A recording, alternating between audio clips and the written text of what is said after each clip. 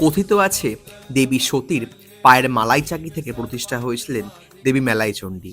মুকুন্দরাম চক্রবর্তী চণ্ডীমঙ্গল কাব্যে এই মন্দিরকে সতী পীঠ হিসেবে আখ্যা দেওয়া হয়েছে। প্রায় 500 বছর আগের কথা। সাধক জটাধর চক্রবর্তী এক রাতে দেবী চণ্ডীর স্বপ্নাদেশ পান। স্বপ্নে তিনি জানতে পারেন যে দেবীর এক প্রস্তরীভূত দেহাংশ আসামের খাসি পাহাড় থেকে নদীপথে বাহিত হয়ে দামোদর নদের পশ্চিম পাড়ে জয়ন্তী গ্রামে এসে পড়েছে। তৎক্ষণাৎ তিনি দামোদর সাঁতরে পার হয়ে সেই প্রস্তরীভূত খণ্ডটি উদ্ধার করেন।